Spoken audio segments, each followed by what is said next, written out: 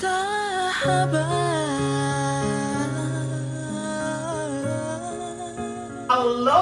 sahabat. Setelah merencanakan berbagai macam rencana dan semesta mendukung sampai batuk, astaga. Yes, Keren yes, gila, gila, yes. nih, Kita gila. akhirnya sampai di kota Solo dan ketemu sama Tio.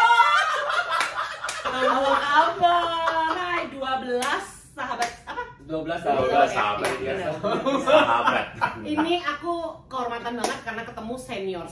Ini kalau nggak ada mereka ya nggak ada saya. Bener nggak? Bener nggak dong Bu? Lu mancing kita, akhirnya kita ikutan gitu loh Bu. Ini tuh lebih kayak tongkat estafet gitu loh. Jadi setelah kita selesai, nih bawa tanya Allah gitu. Lanjutkan. Saya berawal ikut Afi tuh karena mengagumi mereka. Itu ini serius ya Kak? Serius ya? Gue nggak basa-basi, tapi saya mengagumi ke-12 kakak-kakak senior. Iya, nonton. Aku nonton dulu. Ya Allah, gue malu. Gue yang begini kagak ada apa-apa, suara kemana-mana ditonton sampai yang suaranya Kagak, begini. sumpah serius. Terus ngeliatin apa sih ini? Maksudnya konser, ada nangis-nangis, ada ini koper dan segala macam, ada koreo juga kan. Terus ya udah, sebenarnya dulu kayaknya nggak mungkin gitu kan. Aku tuh kan deso banget ya Kak. Maksudnya kayak orang nggak percaya diri segala macam. Terus akhirnya ada itu pun disupport sama temen. Jadi ada formulir kan dulu yang di tengah-tengah majalah kan aku tabloid. Terus dikasih baru aku ngisi gitu. Cuman aku terpacu itu karena ngeliat kalian betapa deketnya satu dengan yang lainnya 12 sahabat ini. Terus akhirnya kayaknya boleh juga karena aku basicnya emang kompetisi Kak dulu. Iya, betul. Kan karena setahu aku kan memang udah macam festival lah. Iya, sudah makan perlombaan. Daerah-daerah ada. Iya, Tia kesibukannya ngapain sih sekarang kalau boleh di-share sama sahabat? Boleh dong. Masih nyanyi. Terus jadi ibu rumah tangga udah pasti. Karena kan mau nggak mau ya Bu, dulu umur, terus akhirnya nikah, terus kebetulan dapat orang Solo. Jadi mau nggak mau harus pindah ke Solo. Sebenarnya sih nggak maksa juga suami, cuman kan kasihan juga kalau misalnya ditinggal. Cuman sampai sekarang juga masih ditinggal-tinggal. Tapi support dong di nyanyi itu. Banget support. Jadi asal dia tidak, maksudnya dia nggak ngelarang dan asal lu nggak ngelupain kodratus sebagai seorang ibu dan segala macam sih, mau gue silahkan nyanyi se ini aja, ini lo, happy lo, sementok lu mau gimana juga mau gue silahkan. Yang penting emang ya gitu, aku ingat kodratus sebagai seorang ibu, aku ninggalin anak pun juga sama ibuku kan, jadi nggak yang setelah gue tinggalin terus udah, tapi masih nyanyi alhamdulillah, off air jalan. On air juga masih, cuman kemarin pandemi Kak, semua kan pasti dampak ya, semua dampak, gitu. Tapi masih nyanyi. Berarti memang dari jadi dia gimana sih sempat pindah ke Jakarta? Ya, atau memang Afi langsung aku stay di Jakarta. Stay di Jakarta. Terus 2011 itu kok iya, biasanya aku tuh nggak pernah pacaran sama orang Solo, dan itu saat itu aku kenalan dari FB Bo. Ya Allah, pertama-tama FB Bo. Zaman itu ya, zamannya itu. Banget kan gitu. Terus ada orang inbox, itu kan ada fanpage Tia Afi gitu kan. Terus akhirnya gue liatin, gue tuh ya aku kurang kerjaan banget ya Bo. Dibaratin gitu. Satu siapa sini? Terus ini Mas, ini kayaknya gue pernah tahu gitu di mana gitu kan. Terus ya Allah Bo, gue murahan banget ya Bo. Pas gue di inbox duluan, terus Mas, kayaknya saya pernah melihat Anda deh di mana. Ternyata benar. Waktu di Solo, gue 17-an di kampung gue, dia itu teman tetangga, pernah dikenalin gitu. Terus ya udah akhirnya nggak tahu jodoh, cuma 6 bulan proses nikah. 2011. Itu 2011. Iya, kita mau tanya Yes. ini kan berjalan masuk tahun ke, kamu start 2004 kan? Yes, tahun itu. yeah. Sekarang kita udah masuk ke tahun 2022, which sudah ber-18 tahun. Ambil 18 ya. Kita boleh tanya nggak sih, apa arti Afi buat seorang Tia Meilani itu apa?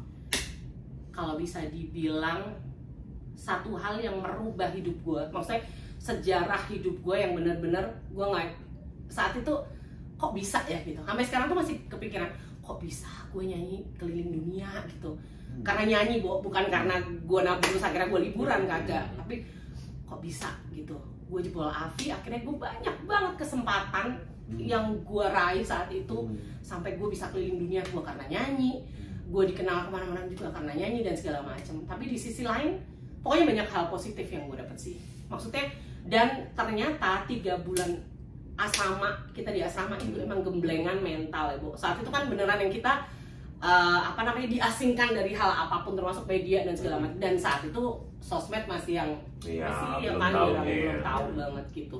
Dan begitu keluar kayak kita tuh dilepasin kan, lu di hutan lu dilepasin dengan caranya lu masih bisa bertahan. Dan alhamdulillah sampai sekarang masih dipercaya orang untuk bisa masih terus menghibur, masih bisa terus bernyanyi. Itu juga semuanya kalau nggak karena Afi ya nggak mungkin. Jadi kayak pintu ya, benar-benar pintu yang pas dibuka itu benar-benar wah peluang apapun ada di depan mau kemana-mana gitu ya, benar-benar nganterin kita ke banyak kesempatan, banyak peluang-peluang bagus di luar sana.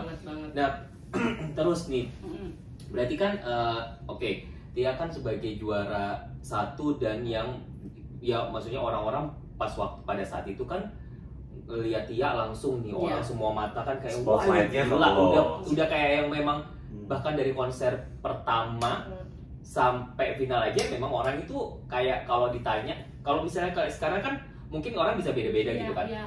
Siapa misalnya konser pertama, lu jagoin siapa? Gue ini karena yang paling bagus. Tiba-tiba di beberapa menurun ganti-ganti. Tapi kalau Tia itu tetap. Jadi orang ditanya, menurut lu siapa yang paling bagus? Tia. Konser selanjutnya Tia. Maksudnya penampilannya tuh stabil terus gitu kan. Secara beban itu Tia sendiri kayak merasa ini nggak sih, sempat ada ngerasa terbebani nggak sih kayak sebagai juara 1 dan ya gitulah orang bisa lihat kayak yang udah the best lah istilahnya. Gue tuh justru malah berawalnya dari orang yang nggak pedean Kak dengan diri gue sendiri karena gue ngerasa bahwa ya oke, kita semuanya terjun di Afi itu emang digembleng untuk nyanyi baik, untuk bla bla bla segala macam. Cuman basicnya aku berangkat dari Solo tuh aku ngerasa iya aku anak daerah yang emang kayaknya nggak mungkin deh sampai situ gitu loh. Aku tuh udah yang gitu, nggak mungkin aku bisa sampai masuk TV dan segala. Basicnya tuh gitu tadinya. Terus sampai Jakarta kan, you know kan, kalau anak Bandung, anak Jakarta segala macam tuh ya Allah Kak, secara style segala macam. Secara akun desa ya Allah Tuhan bedak aja entah apa gitu kan ya Kak. Cuman apa namanya, ada satu temen di Afi si Nana itu ngomong, Bu Tia, please gitu, maksudnya kayak setiap orang tuh punya kekurangan dan kelebihan masing-masing gitu. Kalau lu kan kelebihan lu emang bijak sekali kata Nana itu iya kan banget ya Bu.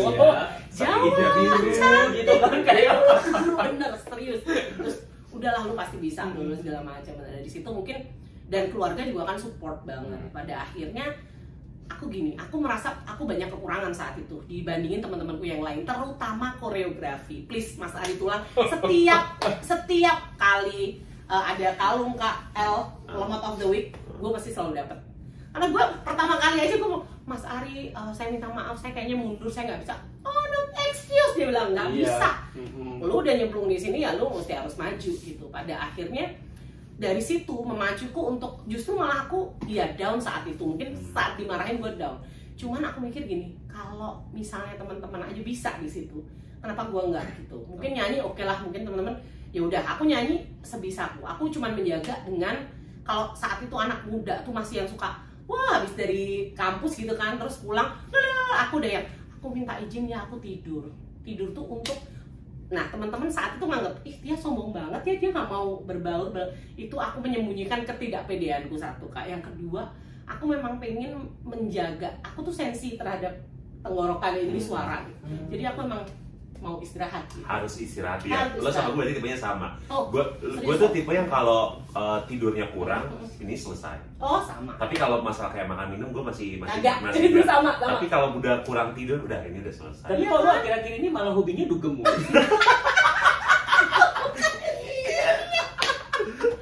Iya, tapi kok agak penasaran maksudnya gini. Kenapa dia masih nggak pede? Maksudnya dengan kapasitas yang dia punya gitu. Lu pernah sadar nggak sih kayak pada saat lo mau joining Afi tuh kayak ada pengen kayak gini nih. Karena kadang ada lu udah punya merasa dalam diri lo, wah gue punya sesuatu yang gue senjata nih. Pasti gue bakal nembak dari sudut ini nih. Enggak. Gue kalau nggak dikasih support atau nggak dikasih sesuatu dari orang itu angin yang segala macam itu gue nggak gitu Kak. Gue orangnya sangat nggak pedean banget. Terus akhirnya apa namanya? Ya itu gue memutuskan untuk gimana ya caranya gue juga bisa mencapai. Jadi pas misalnya nih teman-teman di asrama abis dari apa namanya sekolah, terus kita kan pulang istirahat segala macem, mereka udah tidur semua Kak. Secara gue ngerasa gue kurang nih di koreo, besok gue harus bisa, karena kan kita bantuin teman-teman untuk koreo kan, gak cuma tugas kita sendiri tapi teman-teman juga. Mereka tidur, aku latihan sendiri malam-malam gitu. Malam-malam aku latihan sendiri sampai aku bisa. Nah besoknya baru aku bisa ngejar teman-teman. Karena aku ngerti kelemahanku tuh apa. Nah itu aja sih sebenarnya. Cuman kalau kepedean yang tenang aja gue punya, nggak ada. Gue tuh orang yang paling nggak pede sedunia sebenarnya, sumpah. Ya gitu. Wow. Sampai akhirnya titik apa yang lo bisa, ada titik di mana lo kayak ngerasa, oh gue udah mulai bisa nih nyimbangin, ya gue udah bisa nih mengejar apa yang jadi kekurangan gue. Itu lo ada titik apa nggak? Akhirnya lo ada fase sadar bahwa ada gitunya gitu, ada titiknya gitu, ada nggak? Ada pas kapan gitu? Mulai mengerucut kan semakin sedikit ya gitu. Pada akhirnya ternyata gue tuh ngerti banget kelemahan gue adalah di saat gue bareng-bareng Kak. Gue ngerasa mungkin gue nggak pede, gue nggak bisa, gue udah gitu kan. Akhirnya gue nggak bisa. Tapi di saat sudah mulai mengerucut, misalnya 5 besar, 4 besar, disitulah gue, oh ternyata aku bisa. Akhirnya terus lo kayak ngerasa dicambuk lebih kenceng berkali-kali lipat ya? Yes, banget. Karena kan maksud mau nggak mau dengan 12 orang yang rame-rame, kita nggak begitu kelihatan kok. Tiba-tiba mengerucut ya udah. Nah mau nggak mau gue kalau salah mulu nih, udah berapa bulan gue di asrama, ya gue nggak, itu yang memacu gue untuk tanggung jawab moralnya juga luar biasa. Tapi memang itu juga, gue juga pernah dengar cerita gitu ya, maksudnya yang bukti bahwa memang Tia itu aslinya itu senggak pede itu gitu. Gue pernah dengar waktu itu kalau nggak salah dari Mas Ari cerita, ada momen waktu di karantina, Tia kan sempat nyanyi tuh bagus banget, nyanyi lagunya Dewi Sandra, Kue ya. Nah terus kalau nggak salah dia dapat cerita dari Mas Ari ulang, Dewi Sandra itu appreciate banget dan bener-bener yang kayak yang sampai dia ngasih sesuatu kan, dia ngasih kalau dia. Terus katanya Mas Ari, responnya T itu sampai kayak nggak percaya, kayak dia tuh kayak nggak ngerasa kayak masa sih kok dia sampai ngasih gitu, kayak nggak pede gitu. Oh seorang Dewi Sandra. Iya makanya aku pas denger kayak, hah itu dia ngerasa kayak begitu. Iya nggak bener ya. Iya jadi kita pun ini dengar gitu dari Mas Ari dikasih tahu kayak gitu, nggak nyangka ya. Karena kalau buat kita kan di panggung itu udah kasarnya Tia itu udah pro. Kita ngeliatnya begitu. Padahal tuh berarti itu tuh struggle-nya yang di belakang panggung yang sahabat nggak tahu gitu loh. Maksudnya seorang Tia aja yang mungkin orang-orang pada mikirnya Tia itu kalau perform effortless gitu. Dia nggak butuh effort yang macam-macam untuk wah kayak gitu. Ternyata di belakangnya struggle-nya itu luar biasa ya. Itu perjuangan banget sih menurut gue Kak. Maksudnya kayak kita banyak belajar, kita diketemukan dengan orang-orang yang profesional di bidangnya, guru-gurunya yang gila, wow gitu kan, yang gue aja ngeliat kalian kan tanda tangan di itu ya kasur segala macam mawar apa, wow ini ya ampun, besok Kak kita ya Allah Tuhan ini dulu tuh bekasnya mawar mau di sini, simpan ya Allah, ada tuh anak-anak api, dua. Terus ini nih, ya itu kan kita flashback zaman Avi ya, maksudnya zaman show-nya gitu. Tadi kan dia cerita berarti kan kalau Tia 3 besar itu kan 3 tahun kontrak. Nah tapi kan kita kan tahu lah ya apa yang terjadi di kita. Nggak sampai 3 tahun aja bahkan itu sudahlah ya, sudah bubar lah. Kita sudah dipaksa untuk terjun ke dunia nyata, dunia entertainment yang kalau menurut aku pribadi sih kejamnya luar biasa. Nah sekarang pengen tahu dari sisinya Tia, struggle-nya Tia pada saat harus turun bener-bener nih, ayo gitu turun. Gimana dari sisi Tia gini? Kalau karena kan gini, kita kan ngebahas ini juga dari sisinya teman-teman angkatan 1 ya. Nah justru kita penasaran ini di sisinya Tia yang aku aja tahu waktu itu Tia satu-satunya yang dapat kesempatan album solo sama Sony kan. Berarti kan secara nggak langsung kan istilahnya kalau kasarnya bisa dibilang di antara kita semuanya bahkan angkatan 1 dan 2 yang paling beruntung istilahnya dapat kesempatan kayak gitu tuh cuma dirimu. Nah kita pengen tahu nih, mengalami nggak struggle-nya kayak gimana dan seperti apa yang kamu lalui waktu itu? Kalau sebelumnya sih maksudnya sama manajemen yang dulu kan pasti kita juga banyak yang gimana ya Kak kalau mau cerita ya flashback ke masa lalu. Cuman kalau afternya, setelahnya justru malah menurut aku lebih siap sih daripada yang sebelum-sebelumnya. Karena kan kadang-kadang kita banyak dibatasi kan kalau misalnya under manajemen yang waktu itu gitu. Misalnya nyanyi di mana segala macam, terus akhirnya mungkin tanpa izin saat itu tiba-tiba ketahuan besoknya di ini. Tapi setelah itu ya kita hanya berusaha aja gimana caranya supaya bisa bertahan, gimana caranya supaya orang juga tetap akan menghargai apa yang kita ini. Kalau aku sih lebih ke harus memperbaiki kualitas, karena kalau lu udah terjun di dunia entertain, lu cuman diem aja di tempat, lu udah kepedean dengan apa yang lu raih, ya sudah selesai gitu. Kalau menurut gua juara itu hanya apa ya Kak, hanya sebagai jalan ya kayak pintu aja gitu. Tapi pada akhirnya lu mau juara mau kagak, siapa yang bertahan di tengah hutan gitu kan? Iya, itu ya, surviving skill masing-masing gitu kan. Tergantung skill masing-masing. Jadi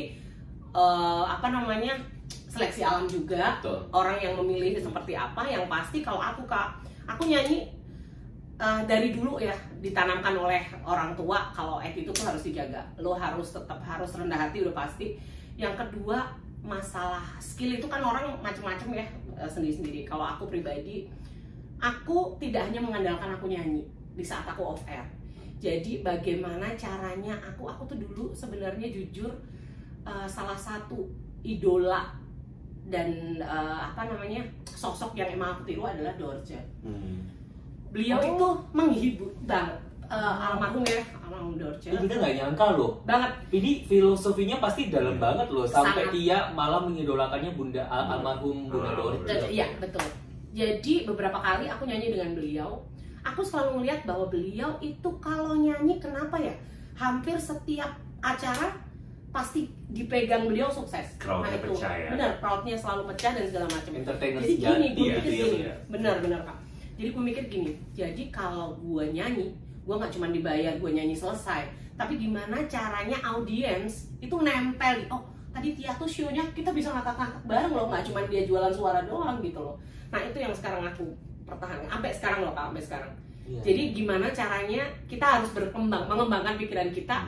Kalau nyanyi suara bagus tuh banyak Kak, se-Indonesia Raya ini gitu. Cuman gimana lu punya ciri khas sendiri, lu bisa megang acara tuh, setiap acara sukses. Nah itu yang PR kita sebagai entertain gitu. Nah sampai sekarang aku masih bertahan sih. Bertahan karena memang alhamdulillah kebanyakan orang-orang yang ngejob aku ya, ngasih pekerjaan aku adalah perusahaan-perusahaan yang hampir semuanya sama, misalnya BUMN gitu ya. Nah itu beberapa itu tuh pasti selalu megang, karena menurut dia, gue percaya sama Tia, secara kepribadian juga dia orangnya nggak neko-neko, nggak request ini itu gitu.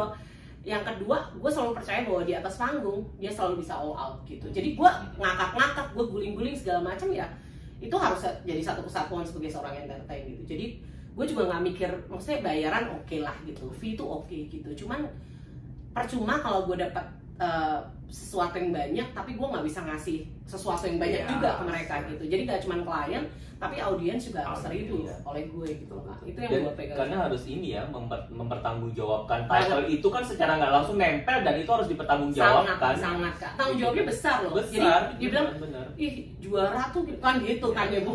Itu tuh kayak oh, oke, baik gue tunjukin ya. Tapi di sisi lain gue masih, kalau sebelum gue nyanyi gue kadang masih vocalizing gitu-gitu. Jadi apa yang gue dapet di asrama masih gue praktekin sampai sekarang. Karena itu ilmu yang udahlah gak akan pernah hilang samanya gitu. Apalagi gemblengannya Mas Ari. Orang pikir kan, ih Mas Ari galak ini segala macam, tapi justru dari gemblengan beliau gue bisa kayak gitu gitu. Gue begitu dilepas, gue secara mental gue siap gitu. Gue ketemu dengan orang gimana, gue ketemu dengan senior yang gue, siapa sih Tia? Gue juga pernah kan digituin gitu. Cuman ya pernah juga gue gitu, curhat ya Po. Tapi ya udah, maksudnya gue nggak pernah mau membalas apa yang mereka lakukan terhadap gue. Gue hanya tunjukin bagaimana gue tampil all out di atas panggung. Balaslah gitu. Dengan kualitas yang berbicara ya. Soalnya gue pernah Kak, itu praktek banget. Begitu dia, mungkin beliau nggak ngerti gue gitu. Terus akhirnya gue nyanyi, terus di belakang panggung beliau bilang, Tia mau nggak nanti ini sama gue duet sama gue gitu. Akhirnya gitu. Maksudnya begitu aja langsung ya gue. Gitu tempat itu. Awal-awal kan gitu, sosok apa gitu, pas udah tahu, ih bagus ya dia ya langsung. Pansos kita kalau zaman sekarang ya. Ya Allah. Ya, maksudnya itu perjalanan juga. Kita pernah diremehkan orang, kita pernah kan, jebol Rafiq kan artis instan, SMS. Ini Kak, yang instan ini yang gue nggak setuju. Karena apa? Yang kita jalani sebelum Afi juga kan udah panjang sebenarnya. Mungkin Kak Diki punya perjalanan masing-masing. Maksudnya masing-masing punya perjalanan. Termasuk gue gitu, gue nyanyi kafe tuh kafe, gue lomba dari ini apa, mulai tingkat kecamatan sampai nasional, gue itu juga bagian dari perjalanan dan orang nggak ngerti. Ngertinya 3 bulan, lu terkenal, lu udah selesai gitu. Padahal ya Allah Tuhan, perjalanannya panjang banget. Panjang banget, panjang gitu. Cinta selain dirimu, kasih sahabat.